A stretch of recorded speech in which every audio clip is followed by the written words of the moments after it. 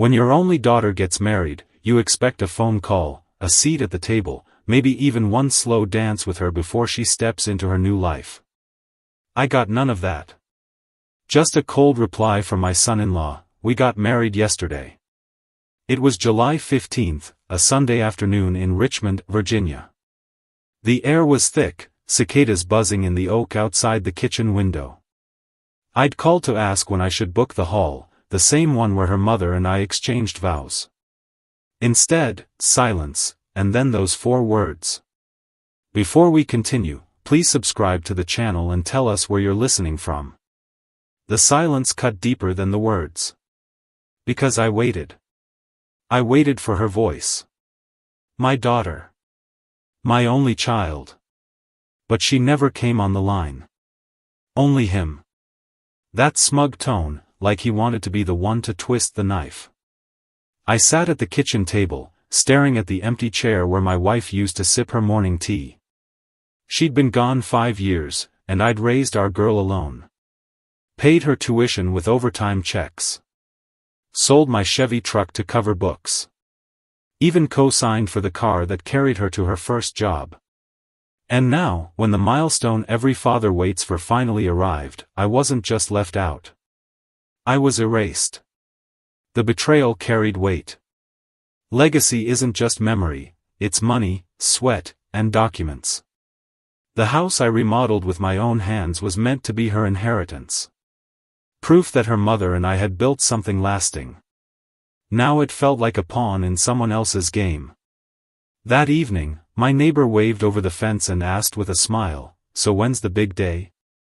I froze. The shame rose in my throat. I muttered something about plans being up in the air, then turned back inside before he could see the truth on my face. By nightfall, the house felt colder than it had in years. The ceiling fan hummed overhead, the clock ticked loud in the kitchen. On the wall, my wedding photo from August 1979, my wife's veil borrowed, her dress handmade, stared back at me. We had invited everyone we loved. Now my daughter had hidden me, as if I were a stranger. I picked up my wife's gold wedding ring from the drawer, turned it in my palm, and whispered into the empty room, "How did it all slip away?" But what I didn't know then was that the collapse had only begun. The morning after that phone call, I woke up with the kind of heaviness you don't shake off with coffee. The ceiling fan spun slow circles above me, and for the first time in years, I didn't want to get out of bed. My house, the one I'd remodeled board by board, felt foreign. Every room echoed with silence, like it was judging me for being left behind. Grief has a way of moving into your body. It doesn't sit still. My chest felt tight, my stomach sour. I stood at the sink, staring out the window at the garden I'd planted for my wife, roses along the fence, lilies by the porch. They were in bloom, mocking me with their brightness. I thought, she should have been here to see them, and now our daughter doesn't even want me at her own wedding. By mid-morning, the phone buzzed. A friend from church asked cheerfully, "So, when's the big day?" I lied. I said, "Oh, they're keeping it small, just family." My voice cracked on that last word, family. I hung up before he could notice. The shame wasn't just private, it was public. For weeks, everyone had assumed I'd be walking my daughter down the aisle. People asked about tuxes, flowers, and music. Now every question felt like a reminder of how I'd been erased. That evening, I poured myself a glass of iced tea and sat at the table. That's when I saw it, a crumpled paper shoved near the bills. A catering invoice. $2,480. Dated July 10th, 5 days before they said their wedding had already happened. My hands trembled as I smoothed it flat. If they'd been married already, why was this bill so fresh? I slipped the paper into a drawer under my tax files, underlining the date in red pen.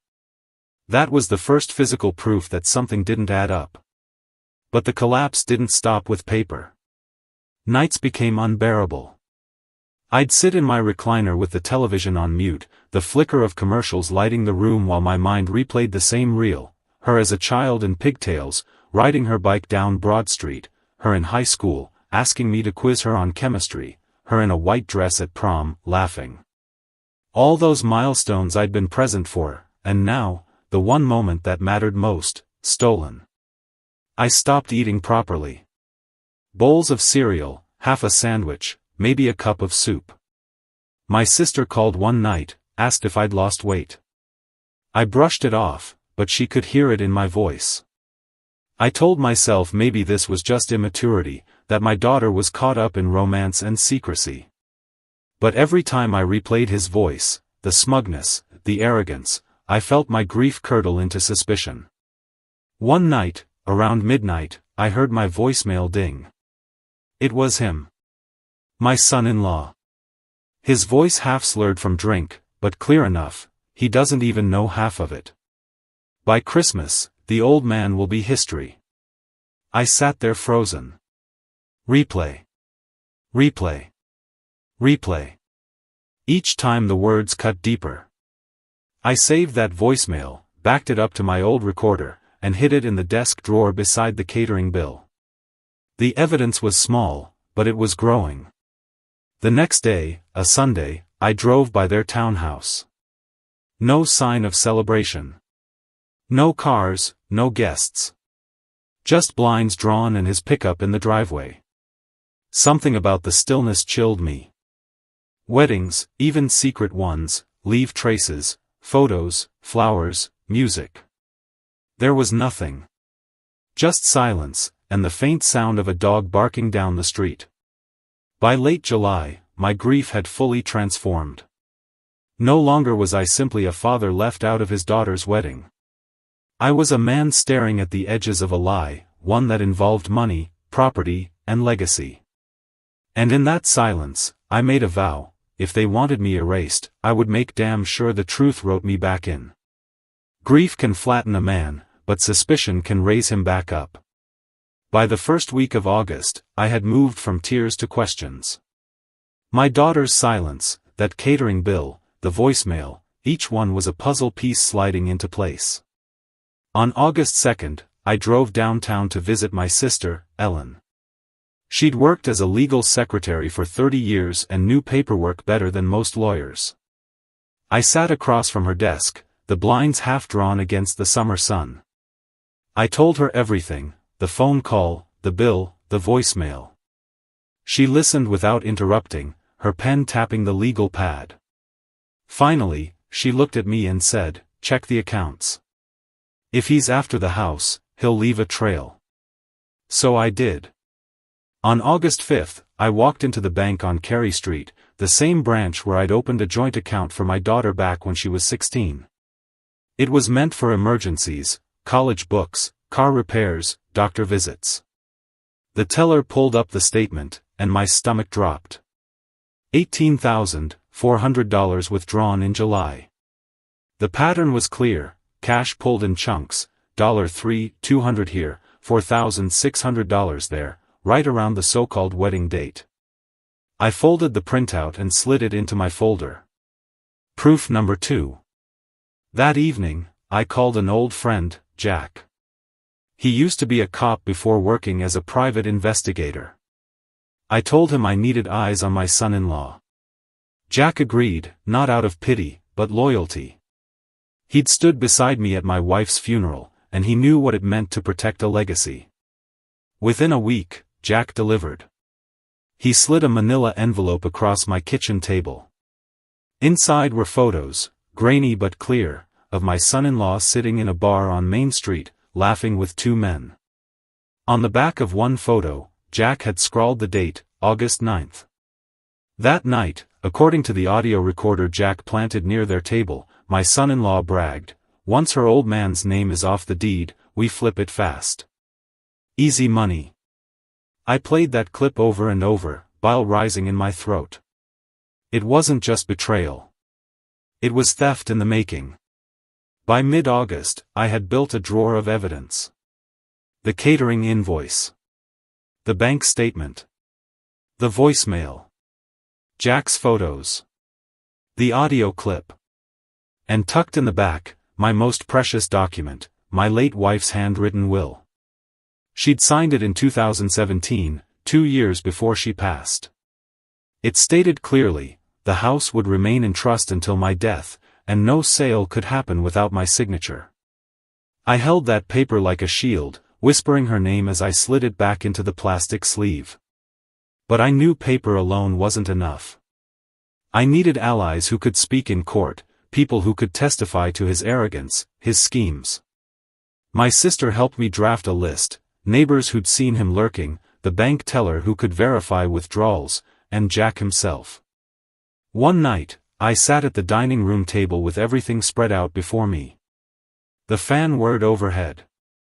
My pen scratched notes onto yellow legal paper, locks changed. Title search. Witness affidavits. Each line was a step toward reclaiming my place. Then came the moment that sealed my resolve. I had stopped by their townhouse late one evening, pretending to deliver mail that had landed at my address. My son-in-law opened the door. Behind him, I saw my daughter, pale and quiet, standing by the kitchen counter. He grinned at me and said, "Don't worry, old man. Soon, this will all be ours." I locked eyes with my daughter, waiting for her to say something, anything. But she just looked down at her hands. That silence cut deeper than the words. I drove home that night with my jaw clenched so tight it hurt. As I pulled into my driveway, I said aloud, "Not this time. You don't get to erase me." Planning was one thing. Execution was another. By mid-August, the grief that had once left me staring at the ceiling fan had hardened into something sharper. Every morning, I brewed my coffee, opened the study drawer, and reminded myself of the growing stack of evidence. Each paper, each recording was a lifeline. And now it was time to use them. Step 1. Protect the house. On August 12th, I met my lawyer, Daniel Harris, in his office on Main Street. He'd known my wife, had handled her estate when she passed. The man wore thick glasses and had a habit of tapping his pen when he was thinking. I laid everything out, catering bill, bank slips, audio clip, the will. He looked at me for a long moment and said, "They're trying to box you out. But your wife's will is ironclad." Within 48 hours, Daniel filed to secure my estate under her trust provisions. That meant no transfer, no refinance, no tampering without my consent. My son-in-law might have thought he could swap out locks, but he couldn't swap out legal signatures. Step 2. Track the money. Jack, my PI friend, delivered a second envelope. Inside was a photograph of my son-in-law shaking hands with a realtor outside a strip mall office in Henrico County. The realtor's flyer showed a smiling family in front of a house with the words "Quick Cash Sales." Jack's note on the back, "Looks like he's lining up to flip your place." I stared at that photo until my eyes burned. The arrogance. He hadn't even waited a month after the so-called wedding. He thought I'd be too broken, too sentimental to notice. That night, as I watered the roses in the backyard, I overheard him on speakerphone. My daughter must have left her phone on by accident during a call. His voice came through sharp, "Once his name's off the deed, we'll flip it fast. Split the cash before Christmas." Every word was fuel. I recorded it using the old cassette deck I'd kept in the kitchen drawer, labeled the tape, and slid it into my study alongside the rest. Step 3. Anticipate their moves. I changed nothing in the house, not the locks, not the furniture, so they'd think I was still naive. But inside, I was preparing. My sister drafted affidavits. The bank teller agreed to testify if needed. Jack organized his surveillance notes into a log. Then came the scare. On August 20th, I stopped at the grocery store for bread and milk. When I returned, my neighbor ran across the lawn. "There's a guy fiddling with your door," she said, breathless. My heart sank. I rushed to the porch, and there he was, my son-in-law, crouched by the knob with a tool in his hand. "What the hell do you think you're doing?" I shouted. He straightened, slow and smug. Just checking the locks. My wife's inheritance, remember? My daughter stood a few feet behind him, eyes downcast, clutching her purse like it was a lifeline. I pulled my phone from my pocket and hit record. Say that again, I demanded. He smirked. You're just a squatter in my wife's inheritance. That was all I needed. Proof, in his own words. I didn't call the police. Not yet.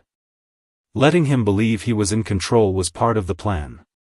Instead, I printed the audio transcript and filed it with the rest. By the end of August, my arsenal was undeniable. Receipts. Bills. Audio. Photos. Witnesses. And the will that tied it all together. One night, I spread everything across the dining table, the same table where my family once carved Thanksgiving turkey. The evidence looked like a feast of its own, paper, ink, and truth. I whispered to the empty room, you wanted war. Here it is. By late August, I had mailed the filings, secured the house, and stacked my evidence drawer high enough to rattle when I shut it. But revenge stories never move in straight lines. Once you draw the boundary, the other side tests it. And my son-in-law was no different. It started small. A week after the lock incident, I came home to find a note taped to my front door. It read, property of Amanda, my daughter's name. Vacate immediately. No signature, just bold black marker, like a child's threat. I peeled it off, folded it carefully, and slid it into the drawer with the rest. Every scrap counted. 2 days later, I noticed the mailbox flag up. Inside was a mortgage slip, $6.99, $8.42 due just before Christmas. Except it wasn't mine.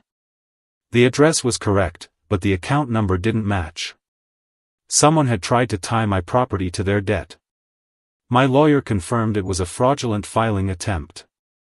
My hands shook as I held that slip, imagining what would have happened if I hadn't caught it. My retirement, my home, everything, vanished into their quick cash scheme. That night, I sat with Ellen, my sister, at her kitchen table. She poured coffee and said, they're cornered, and cornered people make mistakes. You need to stay calm, keep your proof tight, and let the judge see who's lying. I nodded, but inside, calm felt impossible. Because it wasn't just paper games anymore. On September 2nd, my neighbor called while I was at Food Lion picking up groceries. There's someone on your porch again, she whispered. He's pounding on the door. I left my card in the aisle and sped home. There he was, my son-in-law, red-faced, shouting through the screen door, this is ours. You're nothing but a tenant. I didn't yell back. I held up my phone, recording every second. My daughter stood in the yard this time, arms crossed, refusing to meet my eyes. Her silence was a knife twisting deeper each day. That recording went into the drawer too. By now, tension hung over me like a thundercloud. Every ring of the phone made my pulse jump. Every car slowing near the house made me peer through the blinds. But with each escalation, I grew more certain, his desperation was proof I was winning. Jack, my PI friend, delivered another report. He'd tailed my son-in-law to a diner outside Henrico.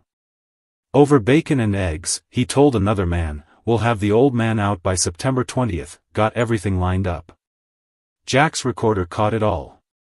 I added the transcript to my growing arsenal, stapled neatly behind the lock recording. My evidence wasn't just paper now, it was a wall, and every arrogant move he made bricked it higher. Still, the emotional toll was crushing. One night I sat in the living room, wedding photo of my wife on the mantel, and I asked out loud, did we raise her wrong? Did I fail her somehow? The silence that followed was heavier than any answer could have been. But pity couldn't drive me anymore. Only resolve. On September 10th, I walked into Daniel Harris's law office again.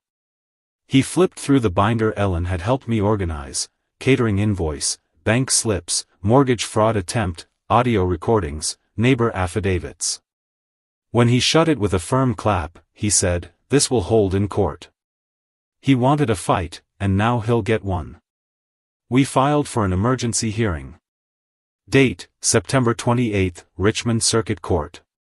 The days leading up to it crawled, every one thick with tension. I kept my curtains drawn. Double-checked the locks. Slept with the study door shut, as if guarding the evidence like a soldier. On the night of September 25, I sat at the dining room table, staring at the certified notice that confirmed the hearing.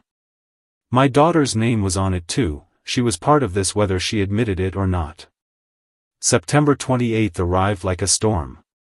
The night before, I barely slept. I sat at the dining table under the weak glow of the lamp, reviewing my binder one last time: catering invoice, bank statements, mortgage slip, Jack's photos, transcripts, and my wife's handwritten will, each page in a plastic sleeve. I whispered her name as I closed it. "We're going to finish this together." That morning, Richmond Circuit Court was buzzing. Marble floors echoed with footsteps, the air sharp with the smell of coffee and paper. I wore my only navy suit, the one I'd saved for weddings and funerals. This day felt like both. They arrived late, my son-in-law and my daughter. He swaggered in with a crooked grin, like this was already won. She walked behind him, pale, eyes fixed on the floor. He didn't even carry a folder, just his phone and arrogance. The bailiff called our case. My lawyer, Daniel, stood beside me, calm as stone. When the judge entered, the room hushed. I gripped the table, feeling the grain of the wood under my fingertips. Daniel opened simply, "Your Honor, this is a case of fraud, coercion, and attempted theft of an estate secured by a legal trust. We will present documents, recordings, and testimony." Then it was his turn. My son-in-law leaned back, arms slung over the chair. "This is a family matter," he said smoothly. "My wife and I are married, and the house belongs to her inheritance. He's just trying to control her." The judge raised an eyebrow. "Do you have proof of this inheritance?" That's when Daniel slid Exhibit 1 across the bench, the will. My wife's signature, dated 2017, crystal clear. This document places the property in trust until my client's death. No transfer, no refinance, no sale without his consent. The smirk slipped. Next, Daniel placed Exhibit 2, the catering invoice. Dated July 10. If their wedding occurred earlier, why was this paid 5 days before the alleged ceremony? The judge tapped the paper. "That is irregular." Then came the audio. Jack's recordings from the bar, the overheard call, and the front porch confrontation. The courtroom speakers crackled with his voice. "Once his name's off the deed, we flip it fast. Easy money. Then again, you're just a squatter in my wife's inheritance." Every word echoed through the chamber. My daughter shifted uncomfortably, her hands twisting in her lap. Daniel leaned forward. "Your Honor, these are not slips of the tongue. These are repeated admissions of intent to defraud." The defense tried to wave it off. Bar talk. Misunderstood conversations.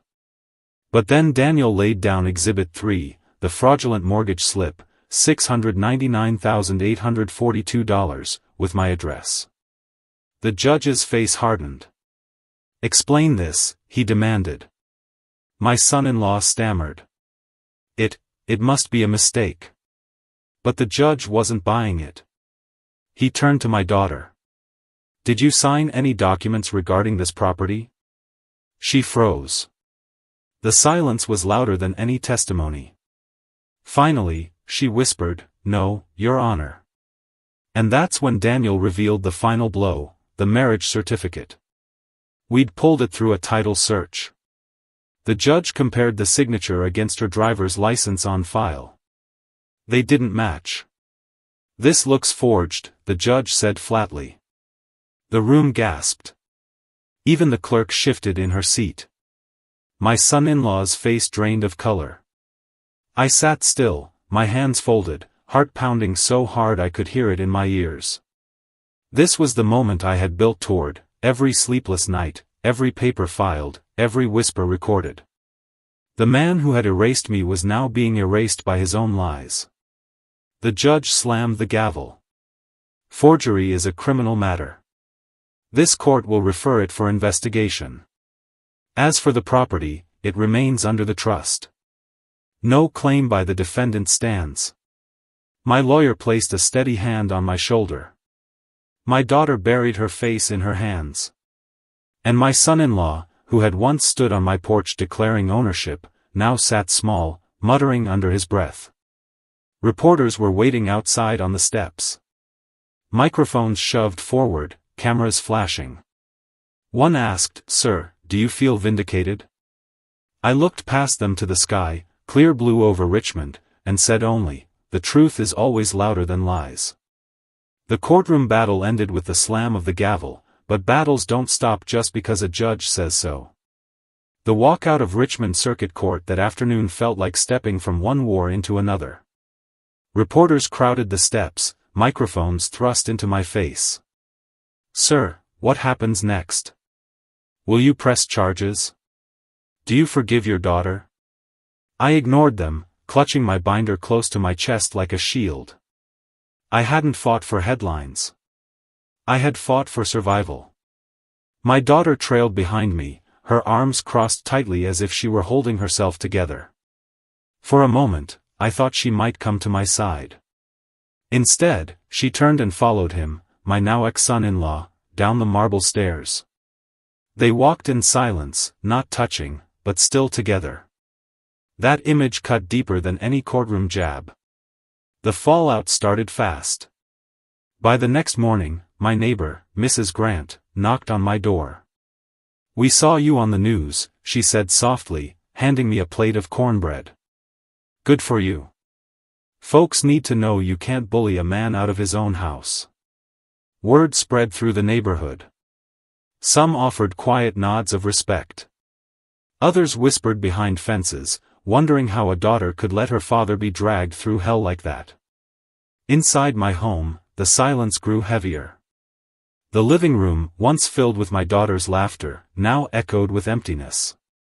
I'd won, but the victory tasted bitter. Justice had been served, but family bonds had cracked. As for my son-in-law, his mask crumbled quickly. The investigation into the forged marriage certificate moved forward. He'd strutted into court like a victor, but within a week, he was cornered. Friends dropped him. His business contacts pulled back. By early October, rumors spread that he'd been questioned by police and that fraud charges were pending. One night, around midnight, I stood at my window and watched a car pull up across the street. It was my daughter. She sat in the driver's seat, staring at the house, engine idling. I opened the door and stepped onto the porch, but she drove away before I could wave. That moment hurt more than the entire trial. It was proof that while I had defended my home, I hadn't yet reclaimed her. My sister Ellen reminded me often, "You didn't push her away." He did. She'll see it one day. Maybe she was right. But grief doesn't listen to logic. At the grocery store, people approached me differently now. "Saw you on the news," one man said. "You showed guts." Another whispered, "Must have been hard, fighting your own family." I nodded politely, but inside, the war still raged. Back at home, I reinforced the locks, checked the doors twice each night, and kept my binder close. I added new papers, copies of the judge's ruling, transcripts of the hearing, affidavits Daniel insisted I file. My study drawer had become less a drawer and more a fortress. The irony wasn't lost on me. I had fought for years to build a home filled with love, and now I guarded it with paperwork and locks. Still, one truth gave me strength: I hadn't been erased. My name, my signature, my will, they stood. October moved slow, every day carrying the weight of unfinished business. The courtroom had exposed the lies, but it wasn't until the final judgment arrived that I felt the ground steady beneath my feet. On October 17th, Daniel called me to his office. His voice was calm, but I could hear the smile in it. "The ruling's in," he said. "You're protected." I drove down Carey Street that afternoon, Binder in the passenger seat like a trusted friend. When I stepped into his office, he slid the stamped judgment across the desk. "Property remains in trust under the will of Margaret James. Defendant barred from all claims or dealings." Seeing my wife's name printed on official paper again, tied to justice, felt like she was standing beside me, holding my hand. But the ruling went further. The court acknowledged the forged marriage certificate and referred the matter to the Commonwealth's attorney for criminal charges. Fraud. Forgery. Attempted theft. My son-in-law hadn't just lost his battle for my house, he was about to lose his freedom. My daughter wasn't in court that day. She'd moved out of their townhouse, according to Jack, and was staying with a friend across town. I didn't know if she was angry at me or ashamed of herself, but I prayed that one day she'd see the difference between justice and vengeance. When I got home that night, I placed the judgment in the study drawer alongside the catering bill, the bank slips, the recordings. My arsenal was now my archive, proof that truth can stand against deception. The following Sunday, the pastor at church pulled me aside. "Heard about your case," he said gently. "Sometimes justice is God's way of reminding us to hold fast." The congregation didn't ask questions, they simply nodded when they saw me, as though to say, "You endured." Meanwhile, the son-in-law unraveled. Local news picked up the story. A short segment ran on Channel 12, "Richmond man accused of forging marriage certificate in property scheme." His face flashed across the screen, pale and drawn, nothing like the smug man who once declared my house his inheritance. Neighbors stopped whispering. They started asking me outright, "What's going to happen to him?" I'd shrug and say, "That's for the courts to decide." But inside, I felt the balance restored. The man who tried to erase me was now being erased by his own arrogance. The best justice wasn't the judgment itself. It was walking through my own front door at the end of each day, knowing it was still mine. The key turned smooth in the lock, the same lock my wife had once touched, the same lock my daughter had run through as a child. Justice isn't loud. It's steady. It's the sound of your own footsteps echoing through a house that someone else swore you'd never set foot in again. Autumn settled over Richmond with a kind of quiet dignity. The leaves along Monument Avenue turned copper and gold, carpeting the sidewalks where my daughter used to ride her bike. The trial, the filings, the tension, it all felt like a storm that had finally broken, leaving stillness in its wake. On the porch, I sat with a mug of coffee, steam curling into the crisp October air. I thought about that phone call back in July, the 4 words that cut me open, "We got married yesterday." At the time, it felt like a death sentence, like I'd lost my daughter forever. But standing there months later, I realized those words had also been the start of something else, a rebirth. I had discovered a truth about myself. That even in betrayal, I could stand. That legacy isn't just property or paper, it's boundaries. It's the line you draw that says, this far, and no further.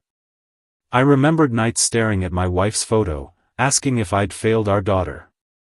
Now, I understood something deeper. My wife had once told me, protect her, even from herself if you have to. Back then, I thought she meant curfews and college tuition. Now, I knew she meant this. She meant guarding our daughter's future from wolves in sheep's clothing. There was grief, yes. The bond with my daughter was cracked, maybe even shattered. She hadn't apologized. She hadn't come home. But I realized that forgiveness wasn't a switch I could flip. It was a door that would only open when she was ready to walk through it. My job was to keep the hinges oiled.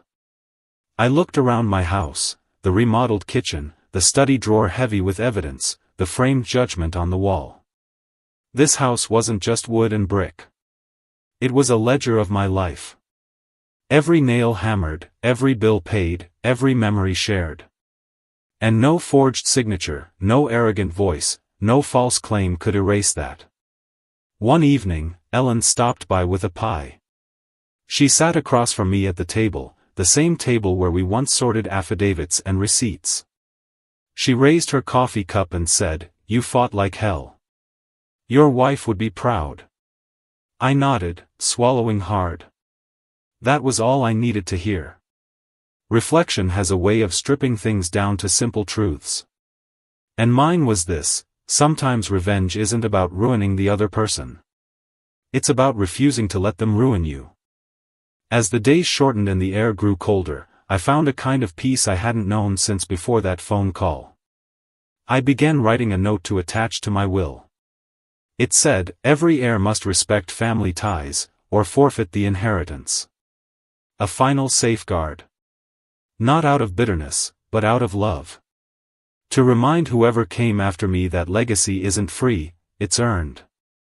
By the time November rolled in, the chill in the air carried more than just autumn, it carried a sense of closure. The courthouse battles were over, the judgment was framed on my wall, and my son-in-law's name was now whispered in Richmond only with pity or contempt. But for me, the real test came with Thanksgiving. For years, Thanksgiving had been my wife's holiday. She'd roast the turkey, bake pies, and fill the house with a warmth you could taste. After she passed, my daughter and I tried to keep that tradition alive, but grief always left an empty chair at the table. This year, the emptiness was louder. Still, on November 23rd, I set the table just the same. The good plates. The silverware polished until it gleamed. I roasted the turkey myself, following my wife's old handwritten recipe, smudged with butter stains. I even set out the carving knife my daughter had once begged to try as a teenager, back when she laughed at the idea of being trusted with something so sharp. When Ellen arrived with her husband, the house finally felt alive again. We sat down, held hands, and she said grace. For a moment, I could almost hear my wife's voice echoing the words. Then, as we passed the dishes, the doorbell rang. My heart stuttered. When I opened it, there she was, my daughter. No husband, no excuses. Just her, holding a small pie in a foil pan. She didn't step in right away. She stood on the porch, eyes glistening, and whispered, "Can I sit with you?" I nodded. I didn't ask questions. Some wounds don't need words right away. She came in, set the pie on the counter, and quietly took the seat beside me. We ate mostly in silence, but silence can heal as much as it hurts. The turkey carved easily under my knife. My daughter passed the gravy without meeting my eyes. Ellen filled the space with small talk, keeping the air from collapsing under the weight of everything unspoken. But for me, the meaning was clear: she had chosen to come home. After dinner, as the plates were stacked in the sink, my daughter lingered in the living room, staring at the framed judgment on the wall. She didn't say a word, but she didn't need to. Her silence was different this time. It wasn't betrayal. It was recognition. Later that night, after everyone left, I sat alone with a slice of pumpkin pie, looking at the empty chair where my wife used to sit. I realized something profound: betrayal doesn't just break families, it tests them. And sometimes, when the dust settles, the bonds that remain are stronger because they were tested. December came early that year, frost coating the windows by the first week. The house felt steadier now, locks firm, judgment framed, silence no longer heavy but peaceful. I thought the chapter was closed. But irony has a way of writing its own postscript. One afternoon, I opened the mailbox and found a thick envelope. No return address, but inside was a letter from my son-in-law's attorney. I sat at the kitchen table, unfolded it, and read, "Our client seeks a settlement for emotional damages caused by the recent proceedings." I laughed. Out loud. The sound startled even me. Emotional damages? From the man who tried to erase me, to forge my daughter's name, to steal my home and savings? He was begging me for scraps from the very table he'd tried to throw me out of. I folded the letter, dropped it into the fireplace, and watched the flames curl the paper black. The irony was delicious. The man who once declared, "This is ours," now had nothing. No house, no money, no wife beside him. Just a lawyer's desperate plea, turned to ash in my fire. My daughter came by later that week. She didn't mention him. She sat quietly with me in the living room, sipping tea, eyes fixed on the Christmas tree I had decorated alone. For the first time in months, she smiled, a small one, fragile but real. I knew rebuilding trust would take time. But at least she was here, under my roof, where she belonged. That night, I wrote a final note in my journal: revenge isn't about cruelty. It's about truth. Justice is the wall you build when someone tries to bury you. I thought back to July, to the phone call that started it all: "We got married yesterday." Those words had nearly broken me.